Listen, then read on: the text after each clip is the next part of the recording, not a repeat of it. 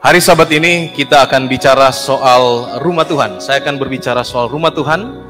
Dalam pelajaran ini kita akan melihat bagaimana konsep Alkitab dari rumah Tuhan ini, mulai zaman Taman Eden, kemudian zaman Salomo, kemudian zaman Herodes, dan seterusnya. Sampai kemudian membahas tentang bagaimana rumah Tuhan itu adalah tubuh kita. Ka'bah itu adalah tubuh kita. Dan di akhir daripada khotbah ini, kita akan coba mengambil kesimpulan apa rupanya inti daripada konsep Alkitab menyangkut rumah Tuhan ini. Saudara yang dikasihi Tuhan Yesus Kristus, boleh saudara melihat slide saya di sebelah kiri ini juga. Rumah Tuhan ini bahasa-bahasa lain atau kata-kata yang lain itu disebutkan orang gereja, bait suci, Ka'bah, kemah suci, tabernakel, dan ini semua ada di dalam Alkitab, ya. Yang mana tujuan daripada nama-nama ini sebenarnya tidak lain adalah satu tempat, yang mana tempat itu adalah tempat ibadah seperti saat ini.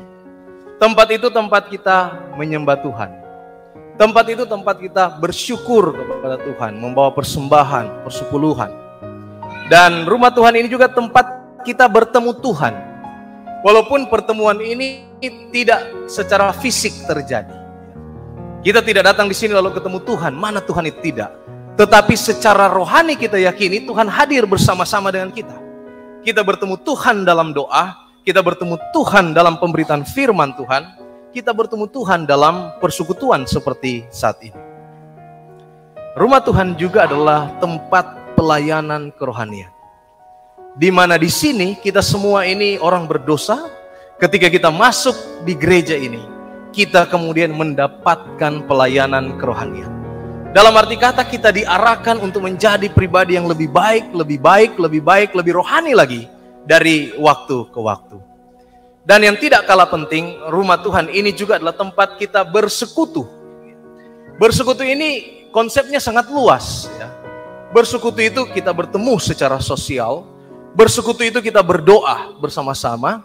Bisa juga bersekutu itu kita artikan sebagai saat di mana kita makan potluck bersama-sama. Di sana terjadi yang namanya apa? Persekutuan di antara kita, persahabatan, supaya kita lebih akrab. Mari kita lihat bagaimana ketika Taman Eden diberikan kepada manusia, lalu dimulaikanlah di sana bagaimana konsep perbaktian di rumah Tuhan. Sebelumnya saya ingin tunjukkan satu gambar. Ini adalah lukisan pertama dari Taman Eden. Kalau saudara googling, ada banyak lukisan Taman Eden, tapi ini adalah lukisan yang pertama. Ini konsep Taman Eden yang bisa dinalar oleh pikiran manusia di waktu itu. Pada tahun 1494, udah lama ya. Diberi judul The Garden of Earthly Delights. Ditulis atau dilukis oleh Hieronymus Bosch. Ini orang Belanda. Dia melukis Taman Eden ini. Dan lukisan ini dianggap sebagai lukisan yang paling bersejarah menggambarkan Taman Eden itu. Sebab itu lukisan ini ditaruh di Museum Prado yang ada di Madrid, Spanyol. Di museum ini perlu terkenal, sebut saja Leonardo da Vinci dan yang lain-lain. Mereka taruh lukisannya di Museum Prado, Madrid, Spanyol. Dan lukisan Taman Eden ini ada di sana. Ketika Tuhan membuat Taman Eden, sesudah penciptaan selesai, Tuhan bilang begini. Lalu Allah memberkati hari ketujuh itu dan menguduskannya. Karena pada hari itulah dari segala pekerjaan. Firman ini mengandung satu pengertian, dimulailah yang namanya perbaktian. Tempatnya Taman Eden. Yang berbakti pada hari ketujuh, yang dikudus, yang diberkati, yang mana Allah berhenti memberikan contoh. Dia berhenti pada hari ketujuh dari penciptaan, lalu dia masuk dalam perbaktian. Dan ini yang mau diberikan teladan kepada manusia yang pertama, yaitu Adam dan Hawa. Konsep perbaktian hadir di waktu penciptaan. Konsep penyembahan kepada Tuhan sudah ada di sana sejak dunia ini diciptakan. Kemudian bergeser, kemudian setelah itu ada kita kenal yang namanya Ka'bah di padang belantara. Ka'bah di padang belantara ini cukup rumit. Karena ketika ini diturunkan kepada Musa, ada banyak pekerjaan yang Tuhan inginkan Musa lakukan untuk persiapan kemah di padang belantara. Keluaran 28 ayat 8 dan 9. Ini perintah Tuhan kepada Musa. Bikin Ka'bah, Musa, supaya aku bisa diam di sana, supaya saya bisa tinggal di sana. Itu konsep awal. Lalu Musa bikin, ya, saudara bisa lihat di sini. Ini gambar tidak sempurna, tetapi ini menggambarkan Ka'bah di waktu itu. Orang Israel, Ellen White bilang, berkemah di sekeliling. Dan ajaibnya, semua kemah orang Israel itu matanya bisa melihat. Kalau dia lihat ke tengah, dia bisa lihat itu Ka'bah ada di tengah. Jadi semua mata boleh melihat ke dalam Ka'bah itu. Nah, di Ka'bah ini ada, kita sebut saja pagar. Lalu di dalamnya ada pelataran. Pintu masuknya, setelah kita masuk di pelataran, kita menemukan ada 2 ornamen di sana. Yaitu yang pertama adalah bejana pembasuhan, dan yang kedua adalah mezbah korban bakaran. Ketika orang berdosa datang, saudara pagi dia datang bawa kambing, semua mata memandang, saudara sudah berbuat dosa masih pagi. Sudah lihat celaan moralnya terjadi di sana. Dia bawa kambing domba ini, dia serahkan kepada orang Lewi yang bertugas hari itu. Orang Lewi kemudian di pelataran dia akan potong, dia tadahkan darahnya. Kita sebut saja baskom, bejana. Lalu darah ini akan dibawa masuk ke bilik yang suci, sementara daging ini akan dibakar di mezbah korban bakaran. Ketika darah di dalam baskom ini dibawa ke bilik yang suci, bilik yang suci di dalam Ka'bah, darah ini akan melewati ornamen yang berikut. Sebelah kanan ada meja roti sajian, sebelah kiri ada 7 kaki dian. Ini sebuah simbol bahwa orang yang berdosa ini, dia akan dikuatkan dengan roti 7 susun di meja sajian. Dan dia akan diterangi jalannya dengan 7 kaki dian. Kehidupannya akan baik lagi. Lalu kemudian orang Lewi ini akan berjalan terus sampai di altar. Dan darah ini dia akan percikan di sana. 4 sudut altar. Setelah ini dia akan keluar dan dosa orang yang berdosa ini dianggap diampuni. Selesai. Sekali setahun pada hari raya Grafirat akan masuk imam besar. Imam besar yang masuk ini dia akan terobos dari bilik yang suci, dia akan masuk sampai ke bilik yang maha suci untuk mengadakan pendamaian, penghapusan dosa setahun dari umat Israel. Imam besar ini akan masuk di bilik yang maha suci. Di sana ada tabut perjanjian. Ada 3 ornamen dalam tabut. 2 loh batu yang paling utama yang berisi 10 hukum Tuhan. Ada tongkat Harun di sana dan ada mana di sana. Ada di sana imam penyucian untuk bangsa ini. Yang menarik, akan masuk di hari raya Grafirat ini, dia harus dirantai kakinya. Kenapa dia harus dirantai? Karena tempat itu sangat suci, Allah hadir lewat awan-awan di sana. Kalau imam besar ini tidak membereskan dosa pribadinya dengan Tuhan, maka dia akan mati di bilik yang maha suci.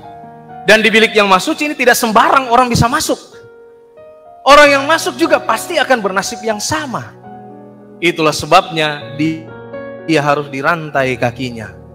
Sehingga bangsa ini yang kemudian mereka berkumpul di samping dari pagar ini, ya, kita sebut saja pagar. Mereka akan pasang telinga baik-baik. untuk dengar. Imam ini punya jubah yang berdering ketika berjalan. Mereka akan dengar baik-baik. Kalau dia sudah berhenti di dalam, lalu dia berdoa kepada Tuhan, mereka akan dengar baik-baik. Kalau dia berjalan kembali, itu artinya dia keluar.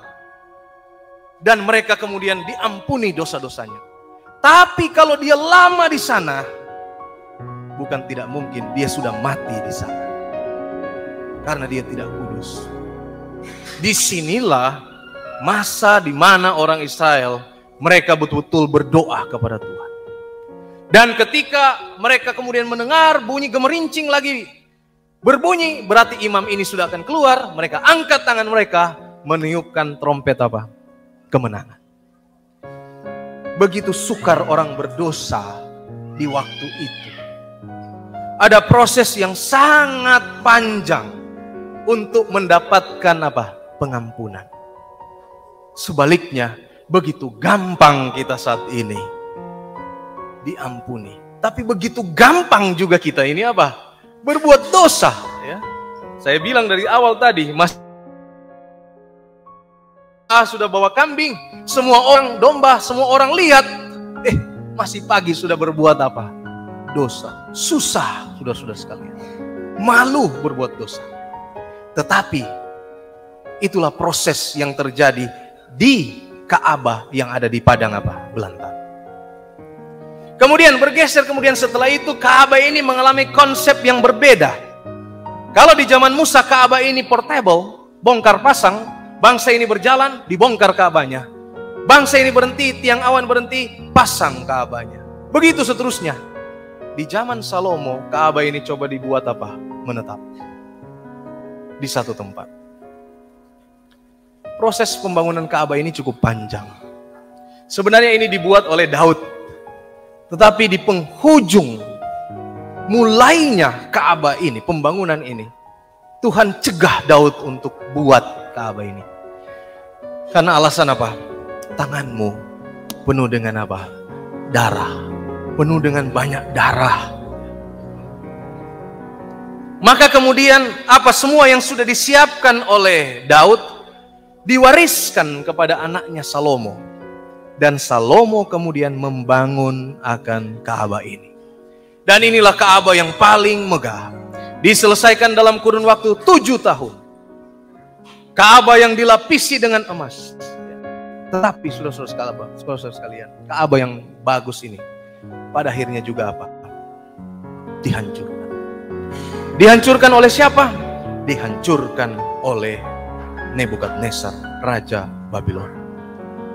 Mereka datang pada masa pembuangan, mereka ambil orang-orang Israel di sana, mereka bunuh sebagian, mereka pilih yang baik-baik, bawa ke Babel.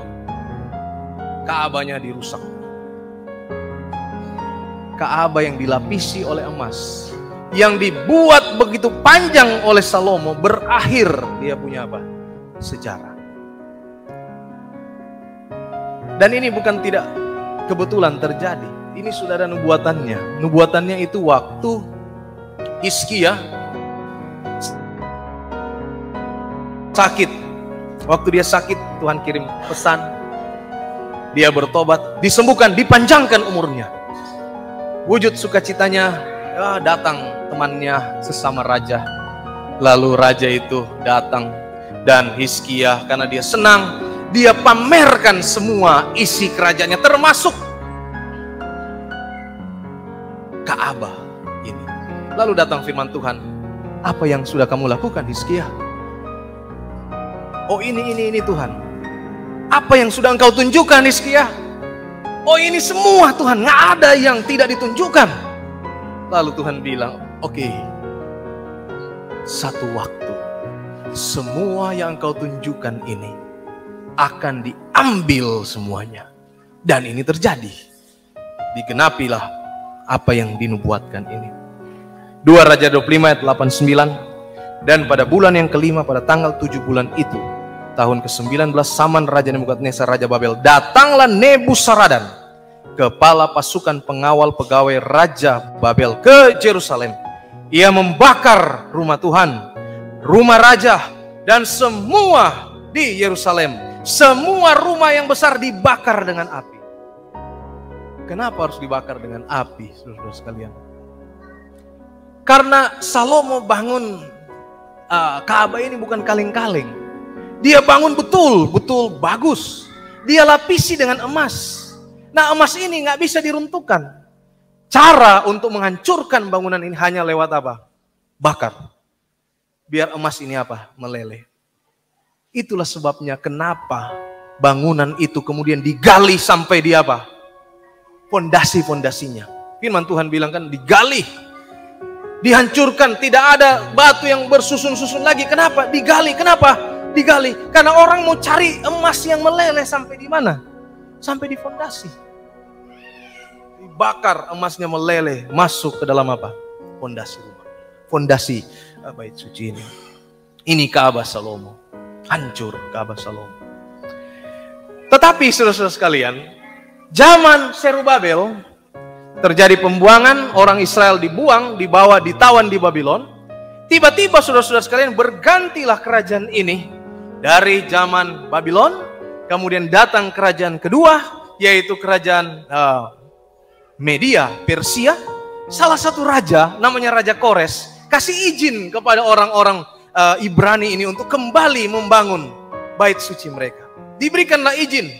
Lalu kemudian Zerubabel memimpin usaha pembangunan kembali. Kitab Esra, Nehemia menuliskan sejarah pembangunan daripada apa? Daripada bait suci yang kita sebut bait suci yang kedua atau bait suci Zerubabel. Dibangun bait suci yang kedua ini tidak segampang bangunan pertama. Bangunan pertama, masternya hanya Salomo. Semua yang mau dibangun, peralatan, akomodasi semua sudah ada. Yang kedua, belum ada. Selain itu tantangan pembangunan Zerubabel, bait suci Zerubabel, banyak kritikan. Banyak orang yang mengadakan perlawanan, baik dari orang dalam maupun dari orang luar. Terjadi banyak masalah. Sehingga Esra, Nehemia harus berjibaku untuk pembangunan ini. Sempat terhenti. Tapi kemudian jalan lagi. Terhenti, jalan lagi. Tetapi dicatat dalam sejarah 516 SM sebelum Masehi, bait suci yang kedua ini ditabiskan. Artinya digunakan kembali oleh orang-orang apa? Israel dalam pembuangan. Singkat cerita, kita tiba kemudian pada zaman perjanjian baru. Alkitab hanya menuliskan bait suci sampai di situ. Lalu kemudian langsung berpindah ke perjanjian baru. Ada bait suci di sana yang disebut bait suci Herodes. Tidak dicatat di dalam Alkitab, tetapi seorang sejarawan yang diakui oleh gereja bertahun-tahun lamanya yang bernama Josephus. Dia menulis dalam buku Antiquities of the Jews 10. Dia tuliskan di sana seperti ini. Pada permulaan zaman perjanjian baru, Raja Herodes membangun kembali bait suci. Inilah bait suci yang dibersihkan Yesus. Matius 21, Yohanes 2. Tahun 70 Masehi, setelah pemberontakan berkali-kali terhadap pemerintah Roma dan orang-orang Yahudi, bait suci dan seluruh kota Yerusalem dihancurkan kembali oleh tentara Roma di bawah pimpinan Jenderal Titus. Nasibnya bait suci ini sama seperti Salomo punya bait suci. Dihancurkan lagi. Dihancurkan lagi untuk apa? Oleh apa? Oleh siapa? Oleh pemerintah lagi. Pemerintah dalam hal ini yang saya maksudkan adalah pemerintahan di waktu itu, yaitu kerajaan Romawi dengan jenderal yang bernama Jenderal Titus. Salomo punya bait suci dihancurkan oleh kerajaan Babylon, Nebuzaradan. Herodes punya bait suci sama juga dihancurkan oleh tentara Roma. Setelah ini dihancurkan, saudara-saudara sekalian, tidak ada lagi kiblat ibadah daripada orang-orang Yahudi. Mereka mau beribadah di mana? Tidak ada lagi. Nah, muncullah konsep-konsep sinagog, gereja-gereja kecil di mana orang-orang Yahudi beribadah. Lalu kemudian muncul pergerakan kekristenan setelah Yesus naik ke sorga. Murid-murid Yesus menginjil di bawah pimpinan Petrus, Yakobus. Terjadi pergerakan, mereka yang menamakan diri Kristen, pengikut Kristus, tidak lagi bisa beribadah di sinagog. Karena sinagog ini adalah tempat ibadah orang-orang Yahudi. Maka terjadi kemudian apa? Pemisahan secara alamiah.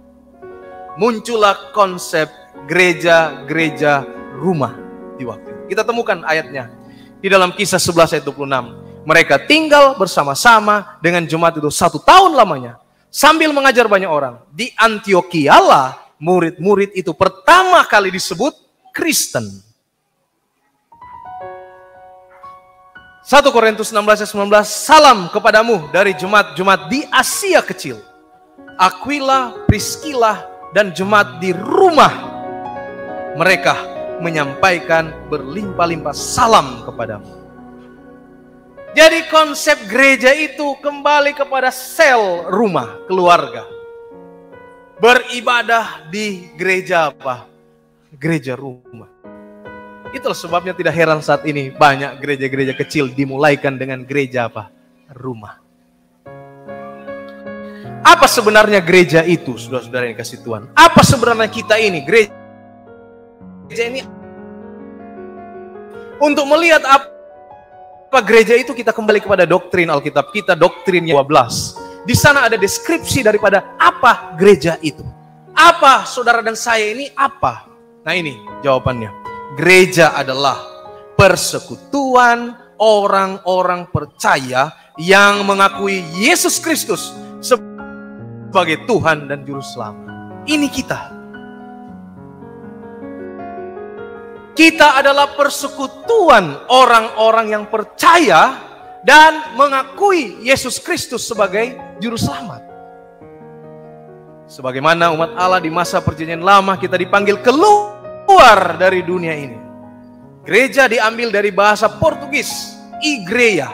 Artinya apa? Dipanggil keluar dari dunia ini untuk bersekutu, lalu kemudian diminta menjalankan misi, pergi ke dunia untuk apa? Menginjil. Gereja adalah keluarga Allah. Di sini kita bersaudara satu dengan yang lain, berkeluarga. Apalagi kita ini gereja apa? Advent. Saya bersyukur ada di gereja Advent, walaupun saya generasi yang ketiga di gereja ini. Kenapa? Karena gereja ini kita mengenal semua orang, lahir batin kita kenal, ya. Sehingga seringkali perselisihan begitu mudah juga terjadi karena terlalu saling mengenal. Sangat berkeluarga kita, sangat akrab kita. Saya bisa makan di rumah orang, orang bisa makan di rumah saya. Sangat saling menolong, membantu. Dibanding dengan gereja-gereja yang lain, yang ibadahnya hanya pada hari tertentu. Tidak saling mengenal satu dengan apa? Yang lain. Kita ada bersyukur di gereja ini. Kita adalah keluarga. Itu sebabnya doktrinnya bilang gereja adalah keluarga Allah. Kita berkeluarga satu dengan yang lain. Dan yang lain-lain disebutkan di sini, pada saat ia datang dalam kemuliaan, ia akan mempersembahkan sebagai sebuah gereja yang mulia bagi dirinya sendiri, orang-orang yang setia dari segala saman yang telah dibeli dengan darahnya, suci dan tak bercatat noda dan kerut. Jadi ini adalah gereja dalam konsep doktrin kita. Ini yang dimaksud dengan gereja. Pada waktu corona kemarin, 2 tahun, 3 tahun yang lalu, muncul istilah yang baru. Ini slide berikut. Ini yang namanya gereja online. Ini kita nggak kenal sebelumnya, ya. Nggak kenal kita ini gereja online ini apa. Tapi corona memaksa kita untuk masuk ke satu tatanan yang namanya gereja online. Di dalam gereja online ini kebebasan manusia menjadi sangat mutlak. Kita bisa pakai celana pendek di gereja online ini. Kita bisa sambil makan ketika kita gereja online ini. Kita sambil bisa mengerjakan aktivitas yang lain di gereja online.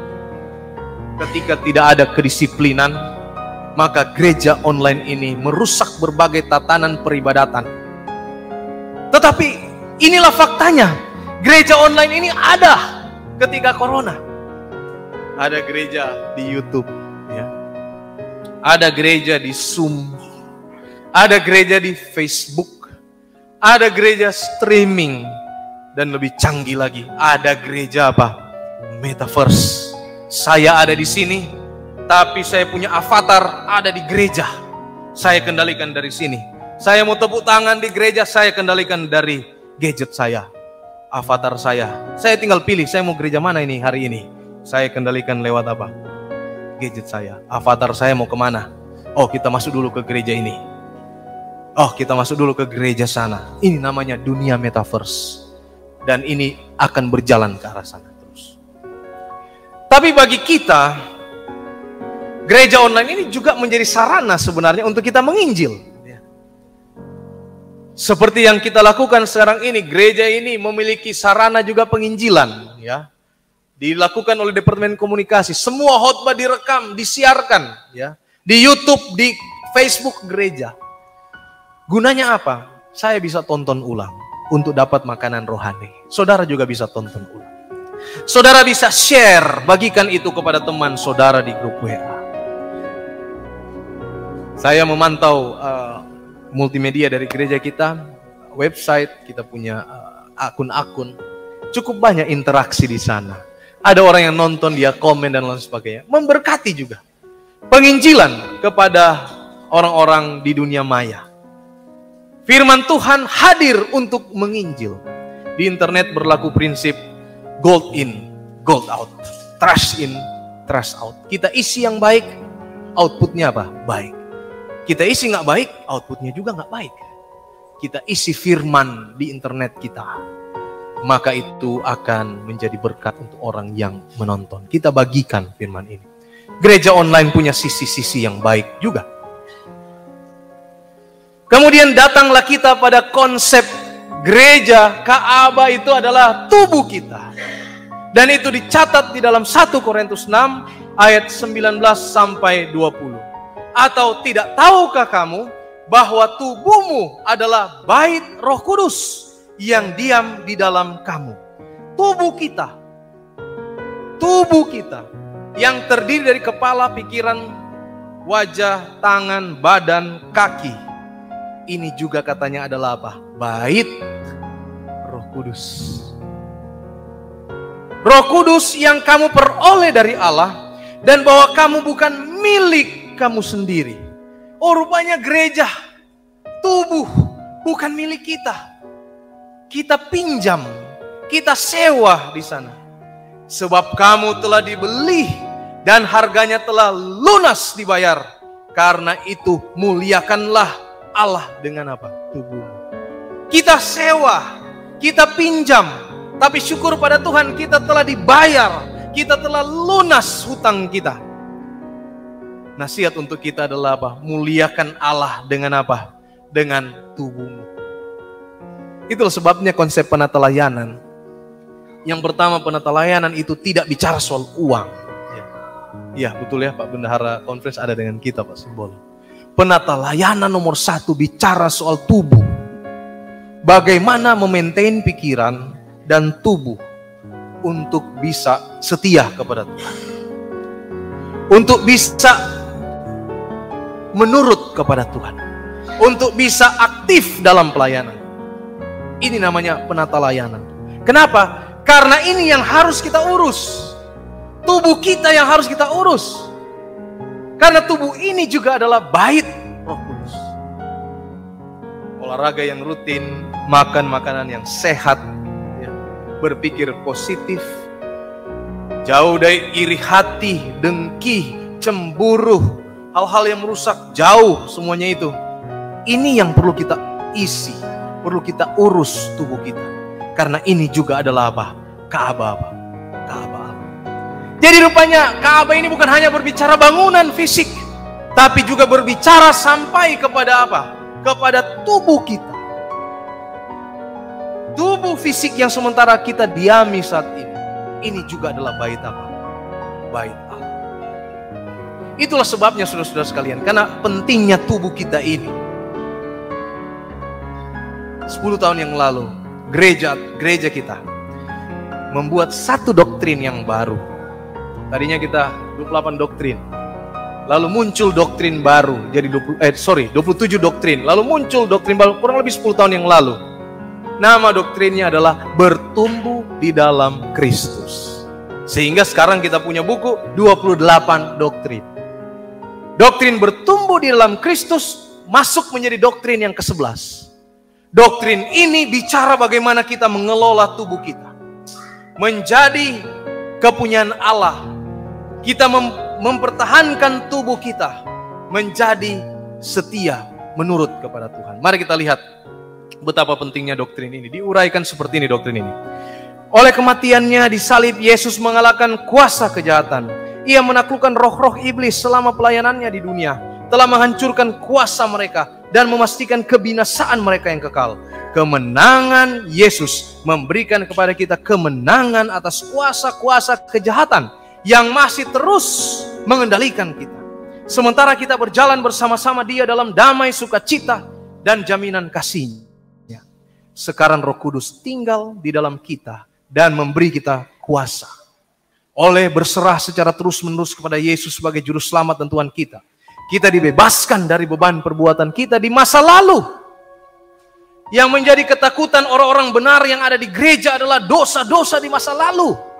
Apakah dosa-dosa sudah diampuni? Kejahatan saya di masa lalu sudah diampuni? Doktrin ini menyampaikan kepada kita peran Yesus Kristus membebaskan kita dari beban-beban perbuatan dosa kita di masa lalu. Harus kita yakinkan ini dan aminkan ini.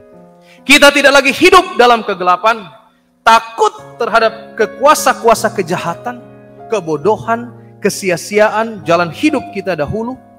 Dalam kebebasan baru dalam Yesus ini, kita dipanggil untuk bertumbuh menjadi serupa dengan tabiat. Saya mau garis bawahi konsep kita bertumbuh menjadi serupa dengan tabiatnya. Bisa saja kita sudah Advent 50 tahun, 60 tahun, 30 tahun, 20 tahun, 10 tahun, 5 tahun. Bahkan mungkin berapa bulan seperti ibu yang baru dibaptis beberapa waktu yang lalu. Tetapi pertumbuhan ini tidak ada orang yang tahu. Pertumbuhan rohani itu hanya kita, hanya saya dengan Tuhan yang apa? Yang tahu. Tidak bisa kita pukul rata semua. Pertumbuhannya berjalan. Tapi yang harus dipastikan pertumbuhan rohani ini harus berjalan, ya. Harus berjalan, ya. Jangan statis di tempat, harus berjalan. Ya. Bagaimana cara melihat bahwa pertumbuhan ini berjalan? Doktrin ini bilang begini, bersekutu dengan Dia setiap hari dalam doa. Apakah kita berdoa setiap hari? Ataukah kita berdoa hanya pada saat-saat kepepet saja? Apakah doa menjadi gaya hidup? Atau doa hanya menjadi sebuah ritual biasa? Mau makan ya berdoa dulu. Mau keluar, ya berdoa dulu. Sampai di rumah, ya berdoa dulu, bersyukur sama Tuhan. Apakah doa menjadi ritual atau doa menjadi sebuah gaya hidup, penyerahan berserah pada Tuhan? Makan dari firman Allah. Apakah saudara membaca Alkitab saudara di rumah? Itu lebih penting. Itu juga penting. Makan. Sekarang ini saudara makan juga secara berjemaat. Makan dari firman Tuhan. Tapi saudara perlu tahu, makanan yang saudara makan saat ini adalah makanan yang saya sudah daur ulang. Saudara perlu waktu sebenarnya untuk memakan makanan pertama. Dari mana? Dari sini. Langsung. Ini yang saya khotbahkan ini saya sudah makan duluan. Saya sudah makan. Sekarang saya bagikan roti hidup. Saudara mau makan duluan? Baca firman Tuhan. Dibilang sini, renungkan firman Tuhan, pemeliharaannya, nyanyikan lagu pujian baginya, berkumpul bersama untuk berbakti. Apakah saudara masih melakukan yang namanya ibadah di rumah? Ibadah bersama keluarga, ibadah pribadi, baca sekolah sahabat, renungan pagi bersama? Bagi saudara yang sudah meninggalkan ini, lakukan lagi. Bagi yang sementara melakukan ini, jangan jadikan ini sebagai ritual saja. Pagi-pagi bangun jam 5, kita berdoa dulu kita. Jangan ritual. taruh di sana firman yang berkualitas dan berkhasiat. Bagi saudara yang punya anak-anak, nasihatkan anak-anak di renungan pagi dengan baik dan positif akan firman Tuhan. Jangan baca renungan pagi dewasa ketika saudara punya anak kecil di rumah. Baca renungan pagi anak-anak supaya anak saudara bisa apa? Bisa terima firman yang sesuai dengan pemikiran. Kalaupun kita baca yang orang tua punya, sederhanakan supaya pikiran anak ini masuk firman itu. Berikan anak ini kesempatan memimpin acara di dalam rumah tangga. Dan jangan buat panjang-panjang ibadahnya. Singkat, padat, jelas, berkualitas. Orang tua harus menunjukkan kasih kepada apa? Anak-anak. Dulu, zaman dulu, saya dengar orang tua saya, ya, zaman dulu kereng orang tua kita, Advent dulu, ya. Kalau sudah menyanyi di ruang tamu, waktu pagi ya Tuhanku, bait 1 nggak keluar, bait 2 sudah dengan apa? Sudah dengan ini, dengan pukulan atau dengan air disiram itu anak, ya. Itu dulu, ya, dulu. Itu sebabnya anak-anak kemudian tiba pada satu kesimpulan dia tinggalkan gereja. Kenapa? Karena dia lihat orang tuanya begitu keras terhadap pendidikan apa? Rohani. Ini baik memang. Tetapi penerapannya yang apa? Sudah tidak sesuai lagi. Anak-anak kita harus kita didik dengan apa? Dengan kasih. Dengan kasih, dengan rangkul. Ikuti mereka. Apa yang mereka inginkan, ikuti. Didik mereka dengan penuh apa? Penuh kasih. Sementara kita merelakan diri kita dalam kasih pelayanan kepada orang-orang di sekitar kita dan bersaksi tentang keselamatan daripadanya, maka kehadirannya yang tetap bersama kita melalui Roh Kudus akan mengubah setiap saat dan setiap tugas menjadi satu pengalaman rohani. Ini yang penting saudara-saudara sekalian, menjadi pengalaman rohani. Saya senang perkemahan yang lalu ada beberapa anggota jemaat kemudian berbicara, ini baru kali ini saya ikut perkemahan seperti ini. Puji Tuhan, ini adalah pengalaman rohani bagi ibu, bagi bapak, saya bilang. Inilah orang Advent, dari mana mereka datang, mereka kumpul-kumpul sama-sama dalam konteks perkemahan seperti ini. Ada pengalaman rohani yang terjadi ketika kita melayani. Ada pengalaman rohani yang tercipta ketika kita mengadakan pelayanan bersama-sama. Ini yang penting. Ketika kita pergi ke Gedang Asin, kita melayani di sana. Firman-Nya berguna untuk mereka yang ada di sana. Makanan yang kita bawa berguna untuk mereka yang ada di sana. Yang bagi kita apa? Yang bagi kita adalah pengalaman pelayanan. Itu yang akan berdampak bagi kita yang datang melayani di sana. Dan ini tidak disadari. Tapi ini sebenarnya dampak yang besar untuk kita. Untuk kita yang melayani di sana.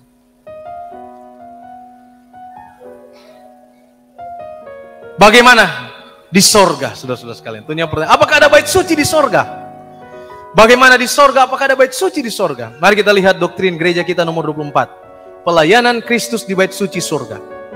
Ada sebuah bait suci di sorga. Dari doktrinnya aja sudah di sana dituliskan kalimat pertama. Ada sebuah bait suci di sorga.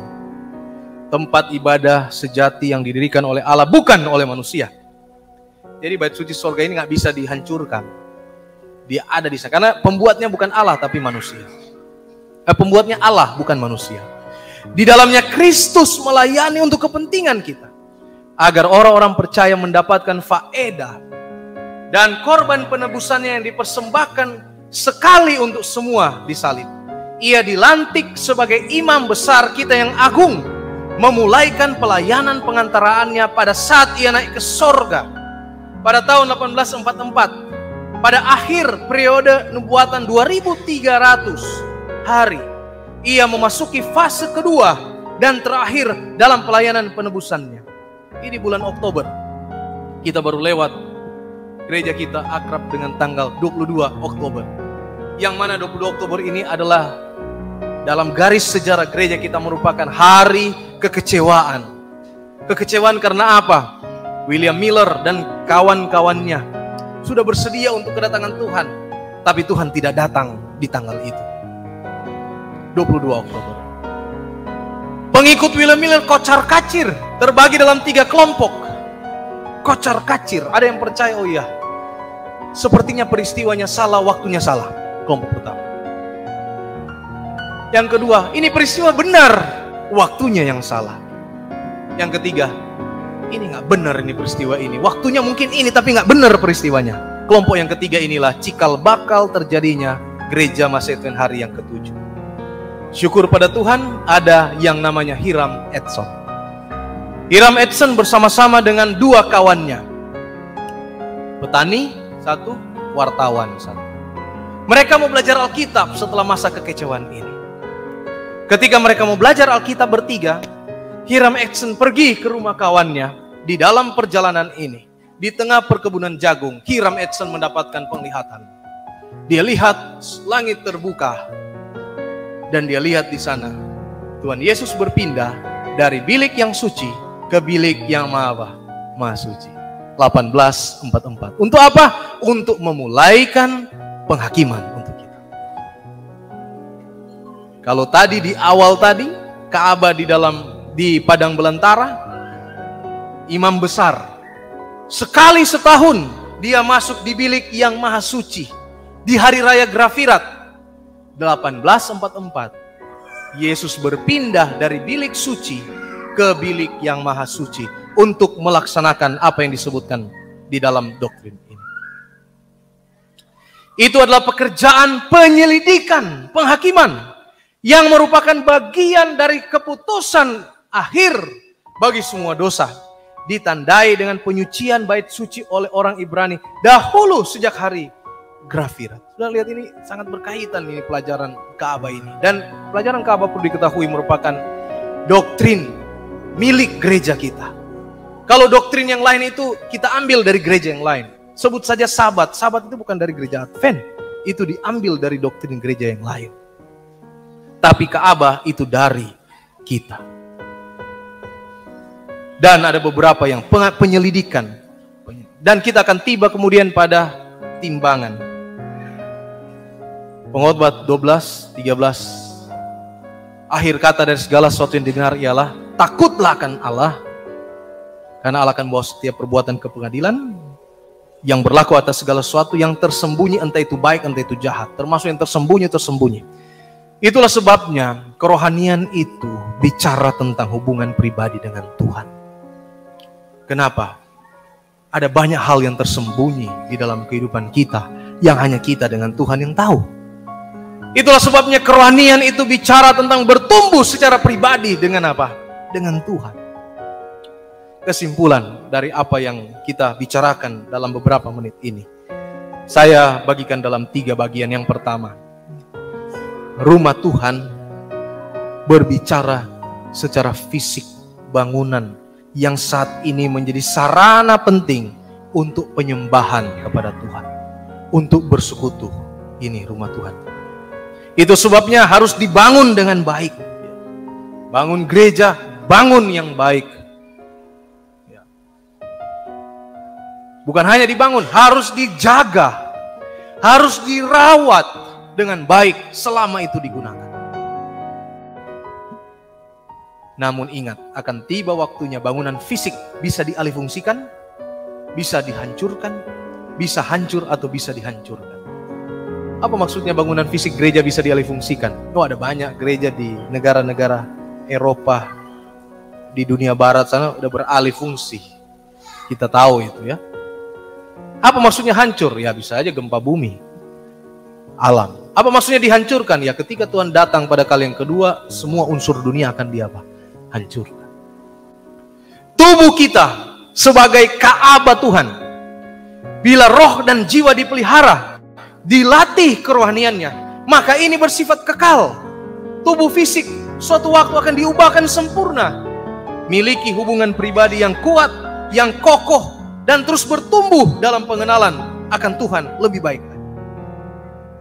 Hubungan pribadi kita dengan Tuhan. Saya mendorong kita semua anggota-anggota jemaat termasuk saya, mari memiliki hubungan pribadi dengan Tuhan. Baca ulang doktrin gereja yang ke-11, bertumbuh dalam Yesus. Lakukan itu, praktekkan itu. Itu penting sekali.